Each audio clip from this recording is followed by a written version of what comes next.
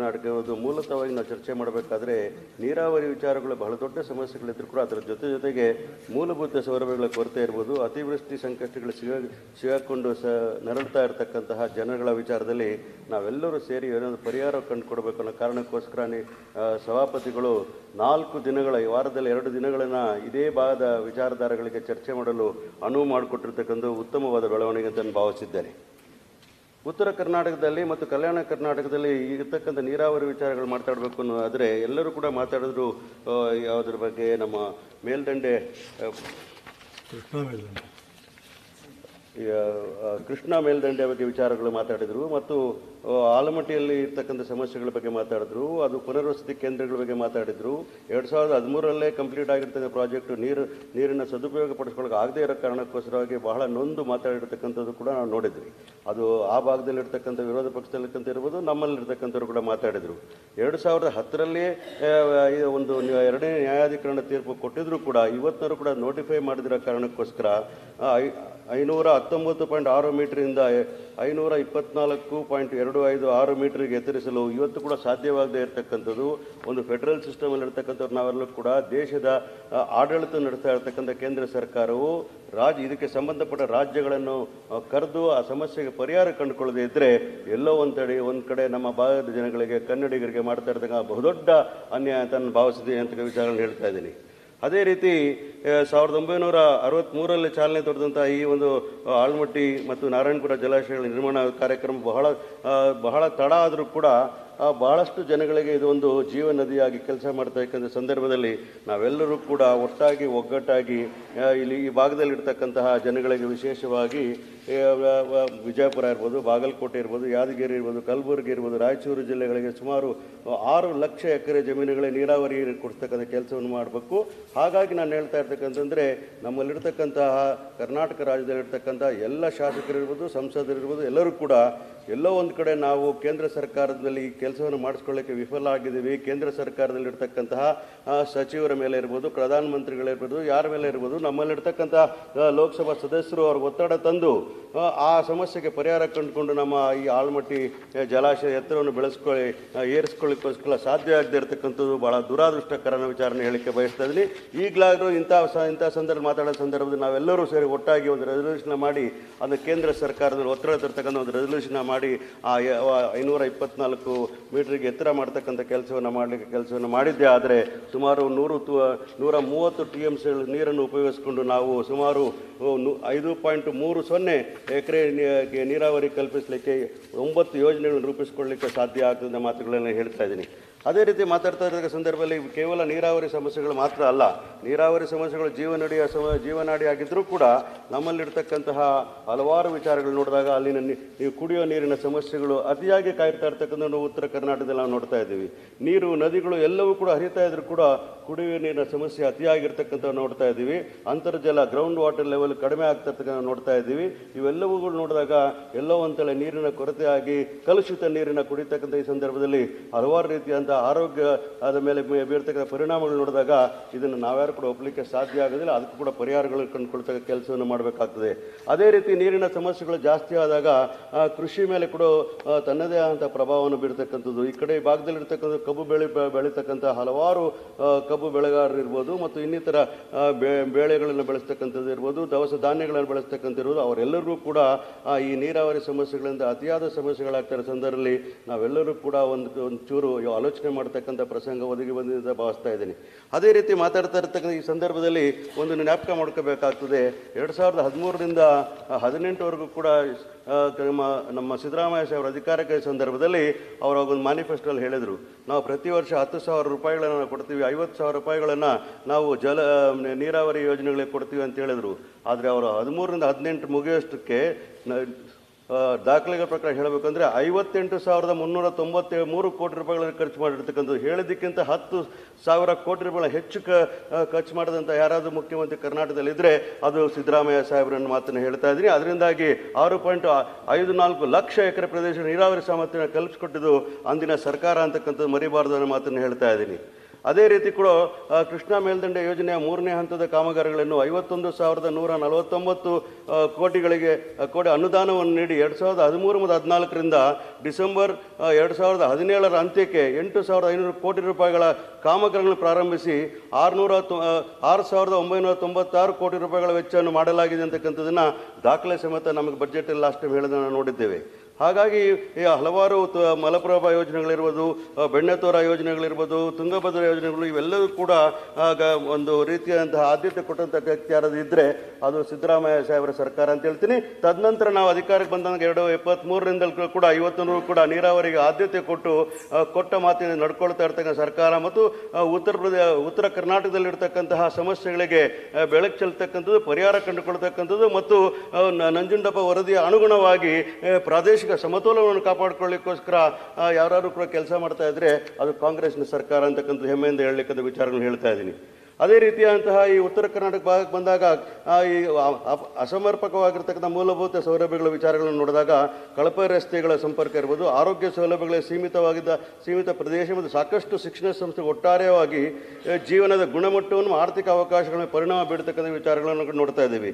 ಇನ್ನೊಂದು ಕಡೆ ಈ ಕಡೆ ಬೆಳಗಾವಿ ಜಿಲ್ಲೆ ಕಡೆ ಬಂದಾಗ ನಾವು ನೋಡ್ತಾ ಇದ್ದೀವಿ, ಧಾರವಾಡ ಮತ್ತು ಹುಬ್ಬಳ್ಳಿ ಕಡೆ ಕೆಲವು ಇಂಡಸ್ಟ್ರೀಸ್ ಬಂದರೂ ಕೂಡ ಬೆಳಗಾವಿ ಕಡೆಗಿಂತ ಹೆಚ್ಚು ಇಂಡಸ್ಟ್ರಿಗಳು ಬರದೇ ಇರತಕ್ಕಂಥ ಒಂದು ವಿಷಾದಕರ ಸಂಗತಿಯನ್ನು ವಿಚಾರ ಹೇಳ್ತೇನೆ. ಹಾಗಾಗಿ ಬೆಂಗಳೂರಿನ ಹೊರತುಪಡಿಸಿ ಬಿಯಾಂಡ್ ಬೆಂಗಳೂರು ಅಂತ ಕಾರ್ಯಕ್ರಮನ ಸಿದ್ದರಾಮಯ್ಯ ಸಾಹೇಬರು ಹಾಕಿಕೊಂಡು ಈ ಭಾಗದಲ್ಲಿ ಇರ್ತಕ್ಕಂಥ ಜಾಗಗಳಿಗೆ ಇನ್ನೂ ಹೆಚ್ಚಿನ ಕೈಗಾರಿಕೆಗಳು ಬರ್ತಕ್ಕಂಥ ರೀತಿಯಲ್ಲಿ ಕೆಲಸವನ್ನು ಮಾಡ್ತಕ್ಕಂಥದ್ದು ಕೂಡ ಒಂದು ಶ್ಲಾಘನೀಯ ವಿಚಾರ ಅಂತ ವಿಚಾರ ಹೇಳ್ತಾ ಇದ್ದೀನಿ. ಅದನ್ನು ನಾವೆಲ್ಲರೂ ಕೂಡ ಸೇರಿ, ವಿರೋಧ ಪಕ್ಷ ಇರ್ಬೋದು ಅಥವಾ ಆಡಳಿತ ಪಕ್ಷ ಇರ್ಬೋದು, ನಾವೆಲ್ಲರೂ ಸೇರಿ ದೂರದೃಷ್ಟಿ ಇಟ್ಕೊಂಡು ಈ ಭಾಗದಲ್ಲಿ ಕೂಡ ಕೈಗಾರಿಕೆಗಳು ಬರಲಿಕ್ಕೆ ಕೂಡ ಆಲೋಚನೆ ಮಾಡ್ತಕ್ಕ ಕೆಲಸಗಳನ್ನು ಮಾಡಬೇಕು ಅನ್ನೋ ದೃಷ್ಟಿಕೋನದಿಂದ ನಾನು ಕೂಡ ಅದನ್ನು ಒತ್ತಾಯ ಮಾಡಲಿಕ್ಕೆ ಪ್ರಯತ್ನವನ್ನು ಮಾಡ್ತೇನೆ.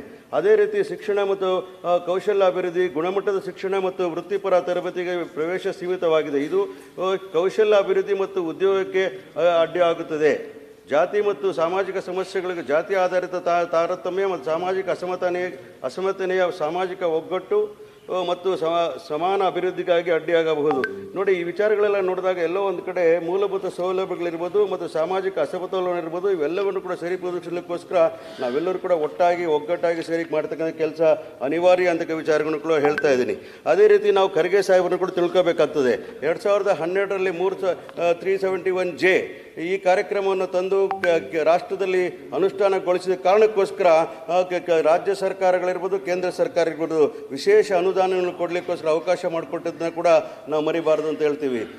ನಂಜುಂಡಪ್ಪ ವರದಿಯ ಅನುಗುಣವಾಗಿ ಎಲ್ಲ ಪ್ರದೇಶಗಳು ಬೆಳೀಲಿಕ್ಕೋಸ್ಕರ ಆವತ್ತು ತಂದಂತಹ ಒಂದು ವಿನೂತನವಾದಂತಹ ಒಂದು ವಿಶೇಷ ಅಧಿಕಾರವನ್ನು ಯಾವುದು ಕರ್ನಾಟಕ ರಾಜ್ಯಕ್ಕೆ ಕೊಡಿಸಿದ್ರು ಖರ್ಗೆ ಸಾಹೇಬರು, ಅವರಿಗೆ ಈ ಸದನ ಕೂಡ ಕೃತಜ್ಞತಾ ಮನೋಭಾವದಿಂದ ಅವನ್ನ ಸ್ಮರಿಸ್ಕೊಳ್ತಕ್ಕಂಥದ್ದನ್ನ ಕೂಡ ನಾವು ತಿಳ್ಕೋಬೇಕನ್ನೋ ವಿಚಾರಗಳನ್ನ ಹೇಳ್ತಾ ಇದ್ದೀನಿ. ಈ ರೀತಿಯಂತಹ ಹಲವಾರು ವಿಚಾರಗಳಿದ್ರೂ ಕೂಡ ಬೆಳಗಾವಿ ವಿಚಾರಗಳು ಬಂದಾಗ ಕೂಡ ಹಲವಾರು ಸಮಸ್ಯೆಗಳು ನಮ್ಮ ಮುಂದೆ ಕಾಣ್ತಾ ಇರ್ತಕ್ಕಂಥ ನೋಡಿದ್ದೀವಿ. ಬೆಳಗಾವಿಯಲ್ಲಿ ನೀವು ನೋಡಬೇಕು ಆದರೆ ಸ್ಮಾರ್ಟ್ ಸಿಟಿ ಪ್ರಾಜೆಕ್ಟ್ ನಡೀತಾ ಇರಬೇಕಾದ್ರೆ ಅದು ಗುಣಮಟ್ಟದಿಂದ ಕೂಡಿಲ್ಲ ಅಂತಕ್ಕಂಥದ್ದು ಬಹಳ ವಿಷಾದನೀಯ ಸಂಗತಿ. ಮೊನ್ನೆ ಒಂದ್ಸಲಿ ಮಳೆ ಬಂದಾಗಲೂ ಕೂಡ ಇಡೀ ಬೆಳಗಾವಿ ಕೂಡ ಒಂದು ಫ್ಲಡ್ ಆಗಿರ್ತಕ್ಕಂಥ ನೋಡಿದಾಗ ಎಲ್ಲೋ ಕಳಪೆ ಕಾಮಗಾರಿಗಳಾಗಿರ್ತಕ್ಕಂಥದ್ದನ್ನ ನಾವು ಗಮನಿಸಿದ್ದೇವೆ.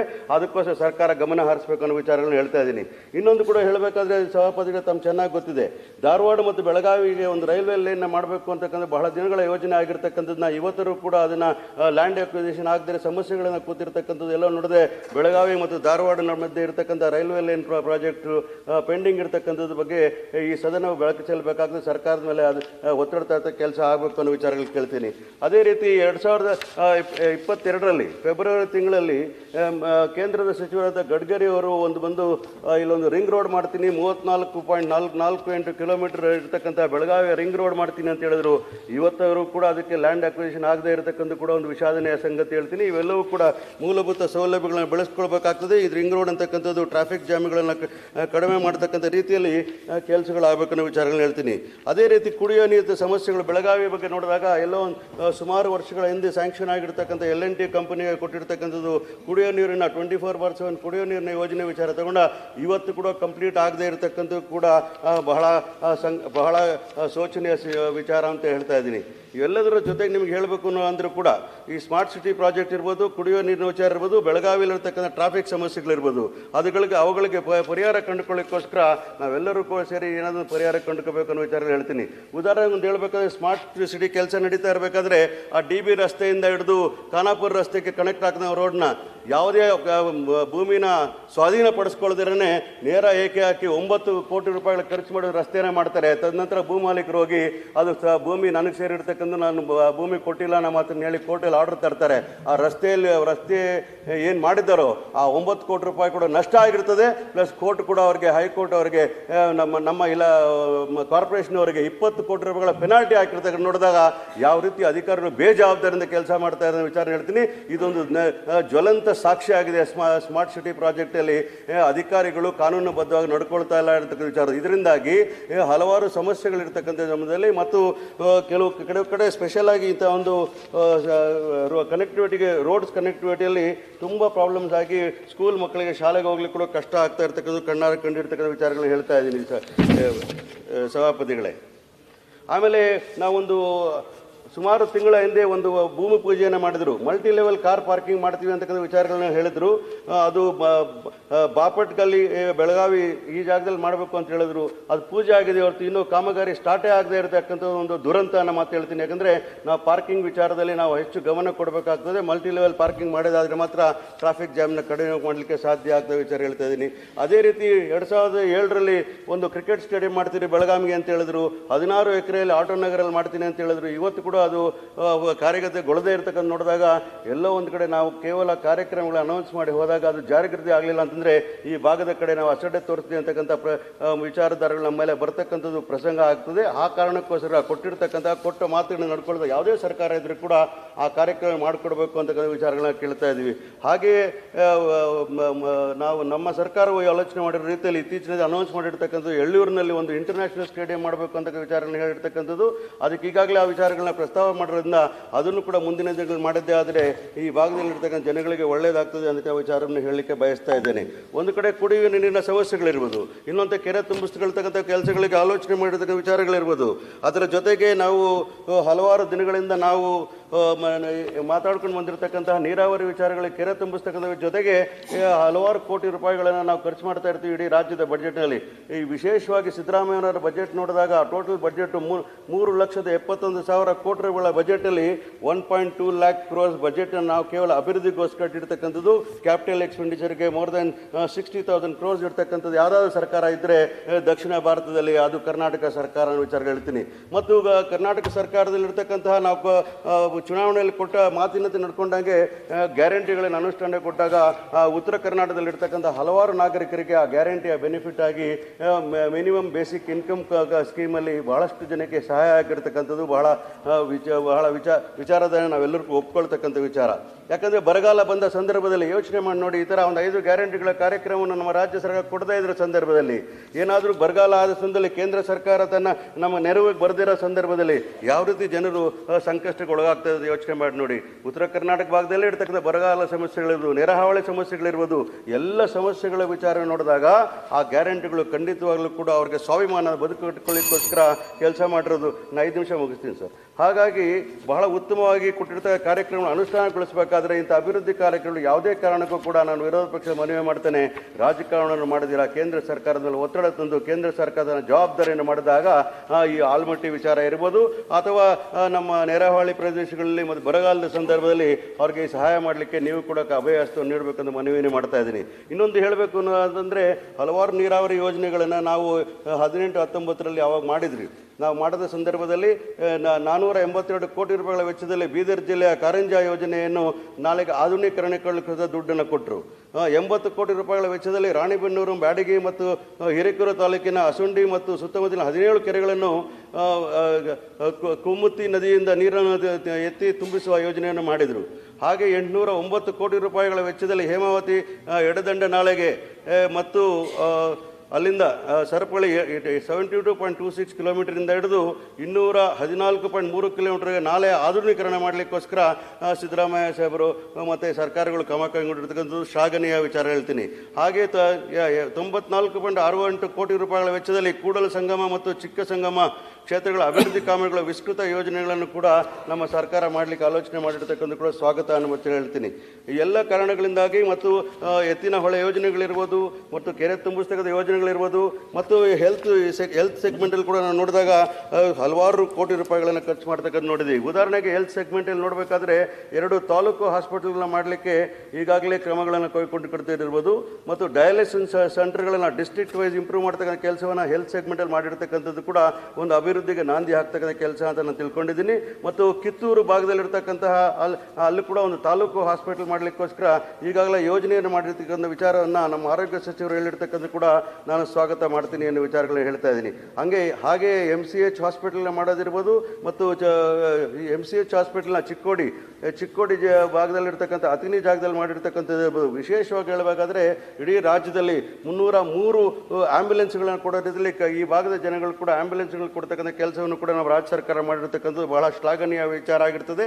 ಒಟ್ಟಾರೆಯಾಗಿ ಈ ಪ್ರದೇಶದಲ್ಲಿರ್ತಕ್ಕ ಅಭಿವೃದ್ಧಿಗೋಸ್ಕರ ಅದು ಇನ್ಫ್ರಾಸ್ಟ್ರಕ್ಚರ್ ಡೆವಲಪ್ಮೆಂಟ್ ಇರ್ಬೋದು, ಇಂಡಸ್ಟ್ರಿಗಳನ್ನ ತರ್ತಕ್ಕಂಥ ವಿಚಾರ ಇರ್ಬೋದು, ನೀರಾವರಿ ಯೋಜನೆಗಳಂತ ಇರ್ಬೋದು, ಶಿಕ್ಷಣ ಸಂಸ್ಥೆಗಳಿರ್ಬೋದು ಮತ್ತು ಸಂಶೋಧನಾ ಕೇಂದ್ರಗಳಿಗೆ ಸಹಾಯ ಮಾಡ್ತಕ್ಕಂಥ ವಿಚಾರಗಳಿರ್ಬೋದು ಮತ್ತು ಇಲ್ಲಿರ್ತಕ್ಕಂತಹ ರಸ್ತೆಗಳ ಅಭಿವೃದ್ಧಿಗೋಸ್ಕರ ರಾಜ್ಯ ಸರ್ಕಾರ ಉತ್ತಮವಾದ ಕೆಲಸ ಮಾಡ್ತದೆ. ಮತ್ತು KKRDBಯಲ್ಲಿ ಸುಮಾರು 900 ಕೋಟಿ ರೂಪಾಯಿಗಳು ಕೊಟ್ಟು ಹೆಲ್ತ್ ಕೇರ್ ಮಾಡಲಿಕ್ಕೋಸ್ಕರ, ಡಿಸ್ಟ್ರಿಕ್ಟ್ ಹಾಸ್ಪಿಟಲ್ನ ಮಾಡಲಿಕ್ಕೋಸ್ಕರ ಮತ್ತು PHSನ ಮಾಡಲಿಕ್ಕೋಸ್ಕರ ಕಲ್ಯಾಣ ಕರ್ನಾಟಕ ಭಾಗದಲ್ಲಿರುವ 6 ಜಿಲ್ಲೆಗಳಲ್ಲಿ ಕ್ರಮಗಳನ್ನು ಕೈಗೊಳ್ತಕ್ಕಂಥ ಕೆಲಸವನ್ನು ನಾವು ಉತ್ತರ ಕರ್ನಾಟಕದ ಭಾಗದ ಜನರಾಗಿ ನಾವು ಆರೋಗ್ಯ ಸಚಿವರು ಅಭಿನಂದನೆ ಸಲ್ಲಿಸ್ತಕ್ಕ ಕೆಲಸವನ್ನು ಮಾಡ್ತಾ ಇದ್ದೀವಿ. ಹಾಗಾಗಿ ITBT ಸೆಗ್ಮೆಂಟಲ್ಲೂ ಕೂಡ ಉತ್ತಮವಾದ ಕೆಲಸ ಮಾಡ್ತದೆ. ಬೆಳಗಾವಿಯಲ್ಲಿ ಕೂಡ ಒಂದು ಇನ್ಫಾರ್ಮೇಷನ್ ಟೆಕ್ನಾಲಜಿ ಪಾರ್ಕ್ಗಳನ್ನ ಮಾಡಲಿಕ್ಕೋಸ್ಕರ ಇತ್ತೀಚಿನಲ್ಲಿ ಪ್ರಯತ್ನ ಮಾಡ್ತಾ ಇರ್ತಕ್ಕಂಥ ನಮ್ಮ ಗಮನಕ್ಕೆ ಬಂದಿರ್ತದೆ.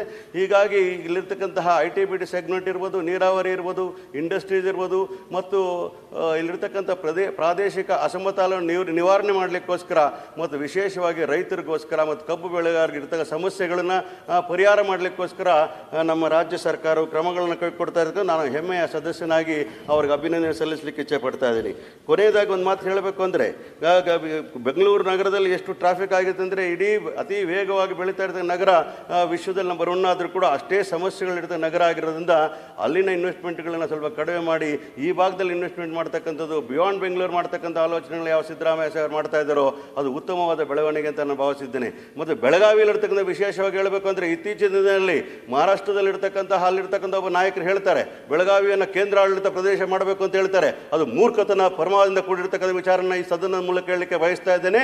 ಯಾವುದಾದ್ರು ಬೆಳಗಾವಿನ ಒಂದು ಇಂಚಿನ ಕೇಳದೆ ಆದರೂ ಕೂಡ ಮುಂಬೈನ ಕೇಂದ್ರಾಡಳಿತ ಪ್ರದೇಶ ಮಾಡಬೇಕು ಅಂತಕ್ಕಂಥ ಆಗ್ರಹವನ್ನು ಈ ಸದನದಲ್ಲಿ ಮಾಡಬೇಕು ಅಂತ ವಿಚಾರವನ್ನು ಕೇಳ್ತಾ ಇದ್ದೀನಿ ಅಂತ ಹೇಳ್ತೀನಿ. ಯಾಕಂದರೆ ಬೆಳಗಾವಿ ಅಂತಕೊಂಡು ಮಹಾಜನ್ ವರದಿಯ ಆಧಾರದ ಅನುಗುಣವಾಗಿ ಅದು completely dissolved matter, everything is resolved matter ಅನ್ನೋ ಮಾತು ಹೇಳ್ತಾ ನಮ್ದು ಯಾವುದೇ ಸಮಸ್ಯೆಗಳಿದೆ ಬೆಳಗಾವಿನ ಒಂದು ಇಂಚನ್ನು ಕೂಡ ನಾವು ಕೊಡಲ್ಲ ಅಂತಕ್ಕಂಥ ರಾಜ್ಯ ಸರ್ಕಾರ ದಿಟ್ಟ ನಿಲುವನ್ನು ನಾವು ಸ್ವಾಗತಿಸ್ತೀವಿ ಅಂತ ಮಾತು ಹೇಳ್ತಾ ಇದ್ದೀವಿ. ವಿಶೇಷವಾಗಿ ಹೇಳಬೇಕಾದ್ರೆ ಬೆಳಗಾವಿನ ಅಭಿವೃದ್ಧಿಗೋಸ್ಕರ ಇಲ್ಲಿರ್ತಕ್ಕಂಥ ಕ್ರೀಡಾ ಚಟುವಟಿಕೆಗಳನ್ನು ಅಭಿವೃದ್ಧಿ ಮಾಡಲಿಕ್ಕೋಸ್ಕರ ಮತ್ತು ಭಾಷಾ ಸಾಮರಸ್ಯವನ್ನು ಕಾಪಾಡಲಿಕ್ಕೋಸ್ಕರ ಇಲ್ಲಿರ್ತಕ್ಕಂಥ ಜನ ಬಹಳ ಸಮೃದ್ಧಿಯಿಂದ ಕೂಡಿರ್ತಕ್ಕಂಥ ಬುದ್ಧಿವಂತ ಜನ ಇರ್ತಕ್ಕಂಥ ಹಳ್ಳಿಗಾಡಿನಲ್ಲಿರ್ತಕ್ಕಂಥ ವಿಶೇಷವಾಗಿ ಇಲ್ಲಿರ್ತಕ್ಕ ಜನಗಳಿಗೆ ಉದ್ಯೋಗಾವಕಾಶಗಳು ಸಿಕ್ಕಲಿಕ್ಕೋಸ್ಕರ ನಾವೆಲ್ಲರೂ ಒಟ್ಟುಗೂಡಿ ಕೆಲಸವನ್ನು ಮಾಡೋಣ. ಕೊನೆಗೆ ಒಂದು ಮಾತು ಖಾನಾಪುರದ ಹೇಳಬೇಕು ಅಂದರೆ ಕಾಡಂಚಿನಲ್ಲಿ ವಾಸ ಮಾಡ್ತಕ್ಕಂಥ ಜನಗಳ ವಿಚಾರ ಹೇಳಬೇಕಾಗ್ತದೆ. ಸಭಾಪತಿಗಳೇ, ತಾವೆಲ್ಲರೂ ಕೂಡ ವಿಡಿಯೋದಲ್ಲಿ ನೋಡಿರ್ಬೋದು, 10 ಕಿಲೋಮೀಟರ್ ದೂರದಲ್ಲಿ ಕಾಡಲ್ಲಿರ್ತಕ್ಕಂಥ ಹೆಣ್ಮಕ್ಳು ಯಾರಾದರೂ ಆರೋಗ್ಯಕ್ಕೆ ತಪಾಸಣೆಗೋಸ್ಕರ ಬರಬೇಕಂದ್ರೆ 10 ಕಿಲೋಮೀಟರ್ಗಳಿಗೆ ದೂರ ಅವ್ರು ಬರಬೇಕಾಗ್ತದೆ ಒಂದು ಆಂಬ್ಯುಲೆನ್ಸ್ನ ತಗೊಳ್ಳಿಕ್ಕೋಸ್ಕರ. ಇಂಥ ಒಂದು ಪರಿಸ್ಥಿತಿ ಇರಬೇಕಾದ್ರೆ ಅರಣ್ಯ ಸಚಿವರು ಅದ್ರ ಬಗ್ಗೆ ಗಮನ ಕೊಡಬೇಕಾಗ್ತದೆ ಮತ್ತು ಕೇಂದ್ರ ಸರ್ಕಾರಕ್ಕೂ ಮಾತಾಡಬೇಕಾಗ್ತದೆ ಮತ್ತು ಅಲ್ಲಿ ಅರಣ್ಯದಲ್ಲಿ ವಾಸ ಮಾಡ್ತಕ್ಕಂಥ ಜನಗಳಿಗೆ ಪುನರ್ವಸತಿ ಸೌಲಭ್ಯಗಳನ್ನ ಕೊಡ್ತಕ್ಕಂಥ ಕೆಲಸವನ್ನು ಮಾಡಬೇಕಾಗ್ತದೆ ಮತ್ತು ಮಲಪ್ರಭಾ ಮತ್ತು ಆಲಮಟ್ಟಿ ಯೋಜನೆಗಳಿಗೆ ಕೇಂದ್ರ ಸರ್ಕಾರ ಕೂಡಲೇ ಅನುಮತಿ ಕೊಡ್ತಕ್ಕಂಥ ಕೆಲಸಗಳನ್ನು ಮಾಡಬೇಕಾಗ್ತದೆ. ನೀರಾವರಿ ಸಮಸ್ಯೆಗಳನ್ನು ಅಡ್ರೆಸ್ ಮಾಡ್ತಕ್ಕಂಥದ್ದು ಬಹಳ ದೊಡ್ಡ ಕೆಲಸ ಆಗಿರ್ತದೆ. ಕೈಗಾರಿಕೆಗಳನ್ನ ತರೋದ್ರ ಜೊತೆಗೆ ಇಲ್ಲಿರ್ತಕ್ಕಂಥ ಎಲ್ಲ ಜನರನ್ನ ಕಾನ್ಫಿಡೆನ್ಸ್ ತಗೊಂಡು ಕೆಲಸ ಮಾಡ್ತಕ್ಕಂಥ ಕೆಲಸವನ್ನು ಮಾಡಬೇಕು. ವಿಧಾನಸೌಧವನ್ನು ಕಟ್ಟಿದ ಮಾತ್ರಕ್ಕೆ ಎಲ್ಲ ಸಮಸ್ಯೆಗಳಿಗೆ ಪರಿಹಾರ ಆಗಲಿಕ್ಕೆ ಸಾಧ್ಯ ಇಲ್ಲ.